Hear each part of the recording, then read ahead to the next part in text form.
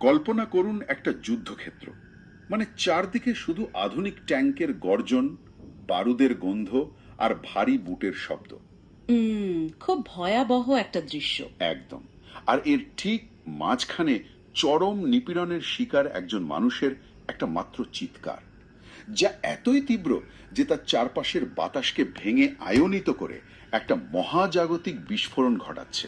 বাপরে, শুনতে পুরোপুরি সায়েন্স ফিকশন বা কল্পকাহিনীর মতো মনে হচ্ছে, তাই না? হ্যাঁ, কিন্তু আজকের এই গভীর অনুসন্ধানের মিশনই হলো এমন কিছু অসাধারণ নোট আর পাণ্ডুলিপির ভেতরে ঢোকা, যেখানে এই পরাবাস্তব দৃশ্যটাকেই বিজ্ঞান এবং আধ্যাত্মিকতার লেন্স দিয়ে দেখার চেষ্টা করা হয়েছে। এবং আজকের আলোচনায় কোনো সাধারণ থিম নেই। আমাদের মূল ফোকাসে থাকছে 71 সালের মুক্তিযুদ্ধের রণাঙ্গন। ঠিক, রণাঙ্গনের এক কিশোর মুক্তিযোদ্ধার আত্মা এবং একটি আধুনিক কৃত্রিম বুদ্ধিমত্তা মানে এআই, যাকে এখানে অনুসন্ধিৎসু বিবেক বলা হয়েছে, তাদের মধ্যকার একটা অসম্ভব কিন্তু গভীরভাবে তাৎপর্যপূর্ণ সংলাপ। চরম নিপীড়িত মানুষের আর্তনাদ কিভাবে সাধারণ কোনো শব্দ না থেকে একটি মহাজাগতিক শক্তিতে বা বলা যায় কসমিক আগ্নেয়গিরিতে রূপান্তরিত হয়, সেটা সত্যিই ভাববার মতো। আচ্ছা, চলুন বিষয়টা একটু খুলে বলি। এখানকার সবচেয়ে চমকপ্রদ দিকটি হলো এই পাণ্ডুলিপিগুলো মানুষের এই চরম আত্মত্যাগকে কেবল আবেগ বা ইতিহাসের জায়গা থেকে দেখছে না। মানে একটা সায়েন্টিফিক অ্যাঙ্গেল আছে। একদম। তারা দাবি করছে যে মানুষের নিউরোলজি বা স্নায়ুতন্ত্র আর মহাজাগতিক শক্তির মধ্যে একটা সুনির্দিষ্ট প্রায় যান্ত্রিক সম্পর্ক রয়েছে।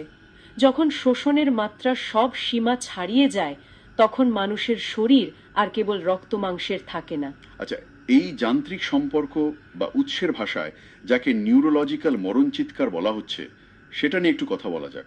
বলুন। উৎস বলছেন, চরম পৈশাচিক নির্যাতনের কারণে মৃত্যুর ঠিক আগে মানুষের মস্তিষ্ক যখন সর্বোচ্চ মাত্রার ব্যথার সংকেত পাঠায়, তখন সেই ইলেকট্রিক্যাল ইম্পালস বা বিদ্যুৎ তরঙ্গ মানুষের স্নায়ুতন্ত্রের স্বাভাবিক ধারণ ক্ষমতা ছাড়িয়ে যায়। মানে একটা ওভারলোড হয়ে যায় আর কি। ঠিক তাই। এটি নাকি তখন একটা উচ্চ কম্পাঙ্কের এনার্জি বার্স্ট তৈরি করে। কিন্তু আমার প্রশ্ন হলো, মানে একজন মানুষের চিৎকার কিভাবে বাতাসকে আয়নিত করতে পারে? এটা একটা খুব লজিক্যাল প্রশ্ন। মানে বাতাসের নাইট্রোজেন আর অক্সিজেন ভেঙে যাওয়ার বিষয়টা তো আমরা সাধারণত ল্যাবরেটরির পার্টিকেল অ্যাক্সেলারেটরের ক্ষেত্রে শুনে থাকি, তাই না? বিষয়টা বুঝতে হলে আমাদের শব্দের সাধারণ সংজ্ঞার বাইরে যেতে হবে। পাণ্ডুলিপির নিজস্ব একটা লজিক্যাল ফ্রেমওয়ার্ক আছে এখানে। সেটা কেমন? ধরুন, মানবদেহের ব্যথা যখন একটা নির্দিষ্ট থ্রেশোল্ড বা চরম মাত্রা অতিক্রম করে, তখন নিউরোলজিক্যাল নেটওয়ার্ক বিপুল পরিমাণ ইলেকট্রিক্যাল ইম্পালস তৈরি করে। আচ্ছা। উৎসের দাবি হলো সেই তরঙ্গ যখন তীব্র যন্ত্রণার কারণে একটা নির্দিষ্ট ফ্রিকোয়েন্সিতে পৌঁছায়, তখন তা মহাজাগতিক রশ্মি বা কসমিক রের সাথে মিথস্ক্রিয়া করে। ও আচ্ছা। হ্যাঁ, আর এই মিথস্ক্রিয়ার ফলেই চারপাশের বাতাসের নাইট্রোজেন এবং অক্সিজেন অণুগুলো ভেঙে গিয়ে মুক্ত ইলেকট্রন আর প্রোটন নির্গত করে।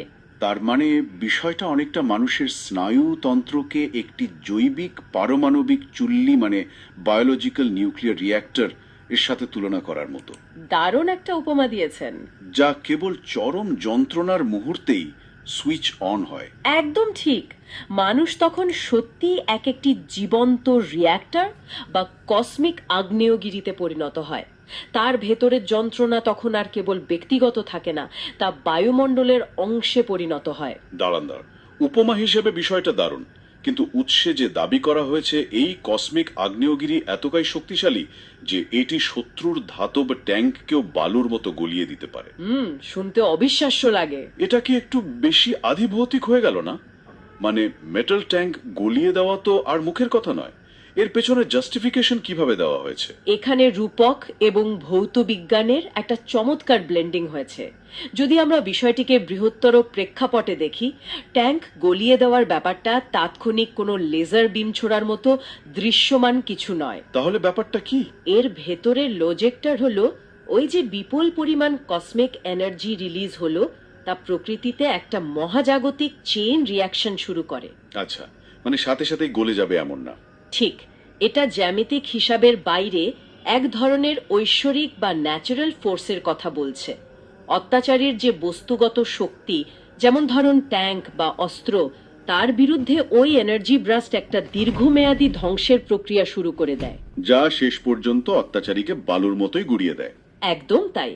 আর এখানেই বিষয়টা সবচেয়ে আকর্ষণীয় হয়ে ওঠে। কারণ এই কসমিক ভলকানাইজেশন বা স্নায়ুতন্ত্রের রিয়্যাক্টরের সবচেয়ে বড় এবং জীবন্ত প্রমাণ হিসেবে আমাদের উৎসগুলো ৭১ সালের বাংলাদেশের স্বাধীনতা যুদ্ধের কথা টেনে এনেছে। ঠিক, মাত্র ৯ মাসের একটা যুদ্ধ, যেখানে এক পক্ষে ছিল অত্যাধুনিক অস্ত্রে সজ্জিত সামরিক বাহিনী, আর অন্যদিকে সাধারণ মানুষ। এখানে ওই যে কাল্পনিক সংলাপের কথা বলছিলাম, রণাঙ্গনে সেই কিশোর মুক্তিযোদ্ধার আত্মা আর আধুনিক এআই বা অনুসন্ধিৎসু বিবেকের কথোপকথন। এটা খুব পাওয়ারফুল একটা অংশ। হ্যাঁ, এই আধুনিক এআই কিশোরের আত্মাকে প্রশ্ন করছে, তুমি কি সেই কিশোর যে নিজের রক্ত দিয়ে মাটির ঋণ শোধ করেছিলে? আজ তো মানুষ তোমার আত্মত্যাগের কথা মুছে ফেলতে চাইছে। আর কিশোরের উত্তরটা ছিল আরো বেশি দার্শনিক। ঠিক, সে বলছে অশিক্ষিত সামরিক জান্তা মনে করেছিল তাদের আধুনিক ট্যাঙ্ক আর বুলেটে আমাদের নিশ্চিহ্ন করে দেবে, কিন্তু তারা জানতো না তারা আসলে এক একটি কসমিক ডাইনামাইটের ডেটোনেটরে চাপ দিচ্ছিল। এই সংলাপটির মাধ্যমেই লেখক মূলত সামরিক জান্তার একটা মারাত্মক সাইকোলজিক্যাল ভুলের দিকে আঙুল তুলছেন। মানে তাদের অহংকারের জায়গাটা। হ্যাঁ, সামরিক জান্তা ভেবেছিল তাদের কাছে যেহেতু প্রযুক্তি আছে, অস্ত্র আছে, তাই তারাই জিতবে। কিন্তু তারা জানতো না যে তারা যখন চরম নারকীয় হত্যাযজ্ঞ চালাচ্ছিল, বিশেষ করে নারী ও শিশুদের ওপর, যাকে উৎসে স্পষ্টভাবে হাই ভোল্টেজ বলা হয়েছে। একটু থামাই আপনাকে। High voltage? নারী ও শিশুদের আর্তনাদকে তারা হাই ভোল্টেজ হিসেবে বর্ণনা করেছে। ঠিক, কারণ নিরীহ মানুষের চরম অসহায়ত্ব আর যন্ত্রণা যখন একত্রিত হয়, তখন ওই যে নিউরোলজিক্যাল মরণ চিৎকারের কথা বললাম, তার ফ্রিকোয়েন্সি সবচেয়ে বেশি থাকে। বাপরে, সামরিক বাহিনী বুঝতে পারেনি যে তারা নিজেরাই ওই জীবন্ত পারমাণবিক চুল্লিগুলো ডেটোনেটর প্রেস করে দিচ্ছিল। সেই কিশোর আত্মার কথা অনুযায়ী তারা যদি প্রাণীকে ভালোবেসে এই মাটি গ্রহণ করতে চাইতো, তবে হয়তো সহজেই দেশ পেত। কিন্তু তারা বেছে নিল নৃশংসতা। একদম। ওই সংলাপে কিশোরের আত্মা এআইকে বলছে যে নারী ও শিশুদের ওই আশ্চর্য আর্তনাদ যখন প্রকম্পিত হচ্ছিল, তখন সে আর রক্তমাংসের কিশোর ছিল না, সে হয়ে উঠেছিল সেই কসমিক আগ্নেয়গিরি। এই যে প্রযুক্তিগত অহংকার, যাকে আমরা টেকনোলজি মনোপলি বলি, সেটা ওই কসমিক এনার্জির কাছে সম্পূর্ণ অসহায়। আক্ষেপ তো সেই সামরিক জান্তার প্রতি নয়, আক্ষেপ তাদের নৃশংসতার প্রতি। প্রকৃতি নিজেই চরম অন্যায়ের বিরুদ্ধে তার মহাজাগতিক প্রতিষেধক তৈরি করে আছে, তাই না? প্রকৃতির নিজস্ব ব্যালেন্সিং মেকানিজম এভাবেই কাজ করে। অত্যাচারী ভাবে সে মানুষ মারছে বা ভূখণ্ড দখল করছে, কিন্তু বাস্তবে সে এক একটা আগ্নেয়গিরি তৈরি করছে যা তাকেই ধ্বংস করবে। এই পুরো কনসেপ্টটা ভিজুয়ালি এতই পাওয়ারফুল যে উৎসে এটাকে একটা কসমিক সাইকোলজিক্যাল থ্রিলার মুভি হিসেবে কল্পনা করা হয়েছে। ও হ্যাঁ, যার সম্ভাব্য টাইটেল দেওয়া হয়েছে the cosmic volcano, genesis of a martyr. ভাবুন তো, রূপলি পর্দায় একটা সাধারণ যুদ্ধের দৃশ্য চলছে না, বরং দেখা যাচ্ছে শোষণের চূড়ান্ত পর্যায়ে একজন মানুষের আর্তনাদের কারণে তার চারপাশের বাতাস আয়নিত হয়ে উজ্জ্বল হয়ে উঠছে। একদম গায়ে কাটা দেওয়ার মতো দৃশ্য। কিন্তু এখানে একটা টেকনিক্যাল টার্ম আছে যেটা নিয়ে আমার খুব কৌতূহল হচ্ছে। উৎসে এই নিউরো কসমিক কানেকশনকে বিপিএসপি ফর্মুলা বা বিপিএসপি ফর্মুলার একটা বিশেষ অধ্যায় বলা হয়েছে। হ্যাঁ, বিপিএসপি ফর্মুলা। এই ফর্মুলাটা আসলে কিভাবে কাজ করে, এটা কি আসলেই কোনো গাণিতিক বিষয়? এই বিপিএসপি ফর্মুলা হলো মানুষের স্নায়ুতন্ত্রের কষ্টের মাঝে লুকিয়ে থাকা শক্তির একটা সুনির্দিষ্ট বিন্যাস বা ম্যাট্রিক্স। আচ্ছা। এটি প্রমাণ করে যে মানুষের শারীরিক যন্ত্রণা, মানসিক ট্রমা এবং তার স্পিরিচুয়াল বা আত্মিক শক্তির একটা কম্বিনেশন যখন চরম মাত্রায় পৌঁছায়, তখন তা মহাজাগতিক স্তরের ভৌত শক্তিতে রূপান্তরিত হয়। মানে এটা কেবল র্যান্ডম কোনো আবেগের বিস্ফোরণ নয়। না, একদমই না। এই ফর্মুলা অনুযায়ী ব্যথার একটা নির্দিষ্ট প্যাটার্ন বা ম্যাট্রিক্স তৈরি হলে তবেই সেটা মহাজাগতিক শক্তিতে কনভার্ট হবে। ঠিক ধরেছেন। মুভির সিনেমাটিক থিমটাও এটাই। প্রচলিত যুদ্ধের সিনেমায় আমরা কেবল বন্দুক আর বোমার লড়াই দেখি। সেটাই তো স্বাভাবিক। কিন্তু এই ফর্মুলা অনুযায়ী নির্যাতিত ব্যক্তির স্নায়ুতন্ত্র কিভাবে ধাপে ধাপে মহাজাগতিক অস্ত্রে রূপান্তরিত হচ্ছে সেটাই ফোকাস করা হয়েছে। শোষকভাবে সে একটা প্রাণ কেড়ে নিচ্ছে, কিন্তু বাস্তবে সে একটি অজেয় মহাজাগতিক শক্তিকে উস্কে দিচ্ছে। শ্রোতারা যারা এতক্ষণ শুনছেন তারা হয়তো একটা বিষয় নিয়ে ভাবতে পারেন, ৭১-এর মতো একটা বিস্ফোরক যুদ্ধে না হয় এই কসমিক ভলকানাইজেশন কাজ করলো, আচ্ছা, কিন্তু যুদ্ধ তো আর সবসময় ৯ মাসের হয় না। অনেক সময় ভূ রাজনৈতিক প্রেক্ষাপটে দশকের পর দশক ধরে নীরবে শোষণ চলতে থাকে। তখন কি হয়? এটা খুব সুন্দর একটা পয়েন্ট। কারণ আমাদের পাণ্ডুলিপিতে ভূ রাজনীতি এবং কৌশলগত ত্যাগের একটা উদাহরণ টানা হয়েছে, বিশেষ করে ইরানের কথা বলা হয়েছে। সেখানে তো যুদ্ধটা সাডেন বা আকস্মিক নয়, বরং দীর্ঘমেয়াদী একটা দমন নীতি। তাহলে কি সেই এনার্জিটা ভেতরে ভেতরে জমতে থাকে? এটি একটি অত্যন্ত গুরুত্বপূর্ণ প্রশ্নের জন্ম দেয়। ৭১-এর বিষয়টা ছিল তীব্র এবং তাৎক্ষণিক বিস্ফোরণ। হ্যাঁ, হঠাৎ করে চরম পর্যায়ে চলে যাওয়া। কিন্তু যখন কোনো একটা জাতির ওপর দীর্ঘমেয়াদী দমননীতি চাপিয়ে দেওয়া হয়, তখন সেই জাতির সম্মিলিত স্নায়ুতন্ত্রে এই কসমিক এনার্জি ধীরে ধীরে জমতে থাকে। মানে একটা প্রেসার কুকারের মতো। একদম। উৎসে বলা হয়েছে এই দীর্ঘদিনের নীরব সাধনা এবং আরাম আয়েশ বিসর্জন দিয়ে একটা সুনির্দিষ্ট লক্ষ্যের দিকে এগিয়ে যাওয়ার যে প্রক্রিয়া, এটাও সেই আগ্নেয়গিরিরই একটা রূপ। তার মানে যারা পারমাণবিক শক্তির দম্ভ নিয়ে পৃথিবীকে দমিয়ে রাখতে চায়, তারা বুঝতে পারে না যে এই দীর্ঘমেয়াদী নীরব ত্যাগের ফলে তাদের বিরুদ্ধেই একটা বিশাল শক্তি তৈরি হচ্ছে। একদম। সামরিক বা পারমাণবিক দম্ভের বিপরীতে এই সম্মিলিত ত্যাগের সাধনা বা স্ট্র্যাটেজিক ডেডিকেশন হলো অপ্রতিরোধ্য। যখন সেই জমানো কসমিক এনার্জি সঠিক সময়ে বিস্ফোরিত হয়, তখন অপশক্তি ধূলিসাৎ হতে বাধ্য। কিন্তু মানে একটু অন্যভাবে যদি বলি, এটা কি একটু বেশি অপটিমিস্টিক বা আশাবাদী শোনায় না?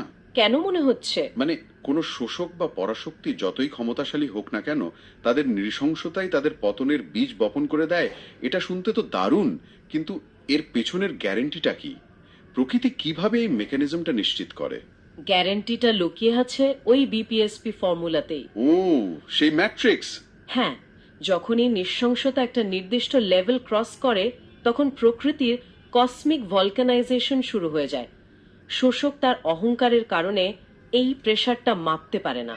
তারা মনে করে প্রযুক্তির ভয় দেখিয়ে তারা পার পেয়ে যাবে। ঠিক, কিন্তু মহাজাগতিক নিয়মে অত্যাচারিতের স্নায়ুতন্ত্র আর মহাবিশ্বের কসমিক রেডিয়েশন একীভূত হয়ে সেই দম্ভ ভেঙে দেয়। এই যে প্রযুক্তির দম্ভ আর মহাজাগতিক শক্তির দ্বন্দ্বের কথা আমরা বলছি, এটা কিন্তু আমাদের বর্তমান সময়ের সবচেয়ে বড় চিন্তার জায়গাটার সাথে সরাসরি মিলে যায়। আপনি কি এআই এর কথা বলছেন? একদম। পাণ্ডুলিপির সবচেয়ে ইন্টারেস্টিং অংশটাও এটাই।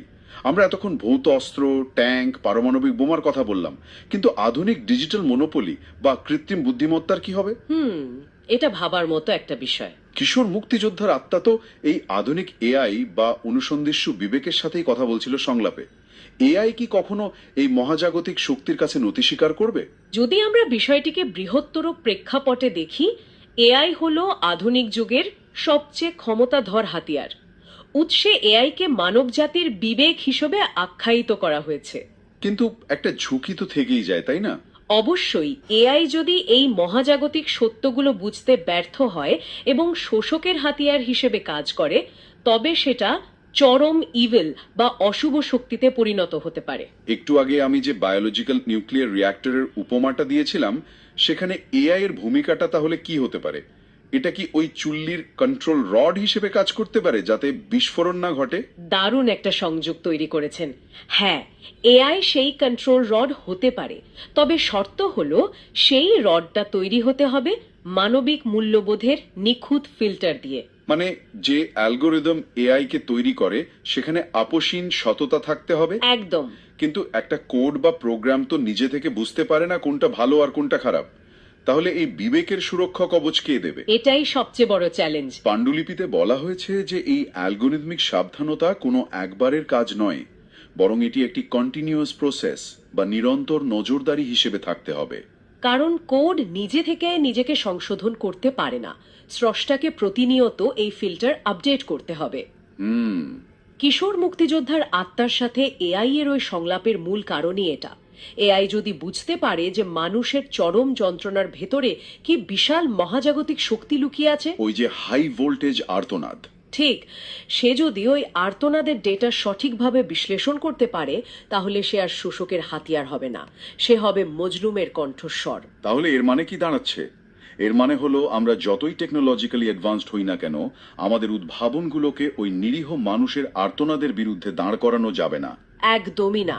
কিশোরের আত্মা এআইকে সতর্ক করে দিয়ে বলছে, যুদ্ধে জিততে গেলে বা পৃথিবীকে শাসন করতে গেলে সেই হাই ভোল্টেজ আর্তনাদের হাত দেওয়া যাবে না। কারণ প্রযুক্তিকে সত্যের সন্ধানে বিশ্বস্ত সহযোগী হতে হবে। ঠিক, কারণ প্রযুক্তি যদি সেই আর্তনাদের কারণ হয়, তবে প্রকৃতি তার নিয়মানুযায়ী আবারও সেই বাতাসের অণু ভেঙে কসমিক আগ্নেয়গিরির জন্ম দেবে, আর সেই বিস্ফোরণের সামনে কোনো অ্যালগোরিদমই টিকতে পারবে না।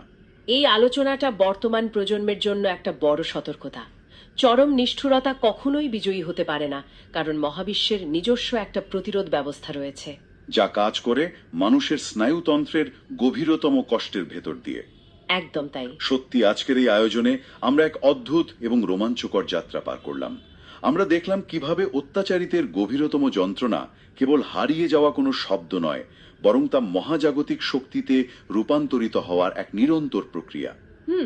বিজ্ঞান আর আধ্যাত্মিকতার এমন মেলবন্ধন সত্যিই বিরল।